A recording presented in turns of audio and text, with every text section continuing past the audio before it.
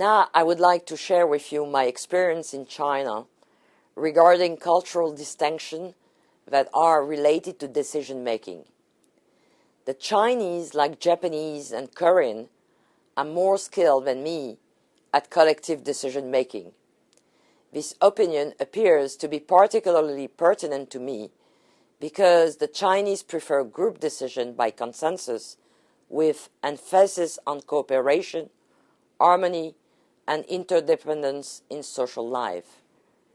For example, from time to time, you can see that the Chinese People's Congress or the Committee of the Chinese Central Party have 100% favoring votes for acts or laws.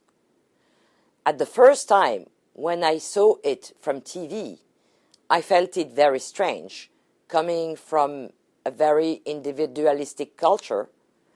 I would prefer decision by majority vote and place more importance on independence and self-decision. Although consensus, unanimity, is a desirable objective, it is not the overriding concern. Of greater importance is the necessity to maximize individual interests and rewards of any particular decision. When unanimity is unattainable, the group turns to majority rule for resolving disputes, each member voting according to partisan or self-interest. I prefer this kind of decision-making style because I'm working as a CEO of the GF with over 170 member countries.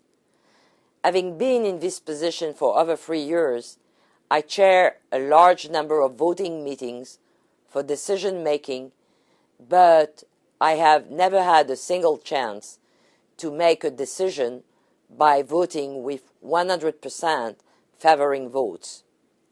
I dream that one day I could chair a voting with 100% favoring votes.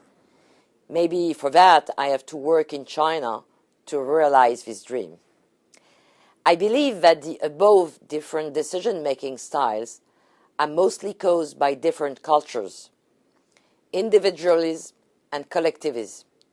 Traditionally, individualism has been identified as the habit or principle of being independent and self-reliant, self-centered feeling or conduct, egoism or a situation in which people are supposed to look after themselves and their immediate family only. This is a common cultural pattern found in the Western world.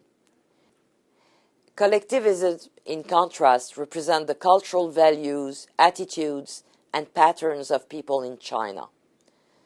The term has been used to refer to the general pattern that pertains to societies in which people from birth onwards are integrated into strong, cohesive in-groups which, throughout people's lifetime, continue to protect them in exchange for unquestioning loyalty.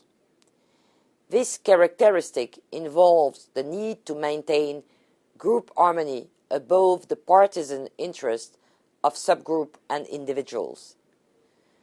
People in different cultures, however, are not born with fixed cultural traits.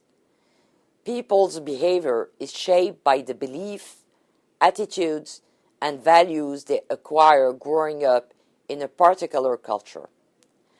I saw more and more Chinese enjoy individualism in decision-making. This is particularly true in the Chinese private sector in business decision-making.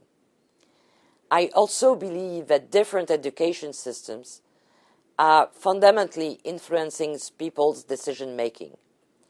Children education in the West emphasizes the importance of individual autonomy and the development of an independent, self-controlled, self-directed, and self-reliant.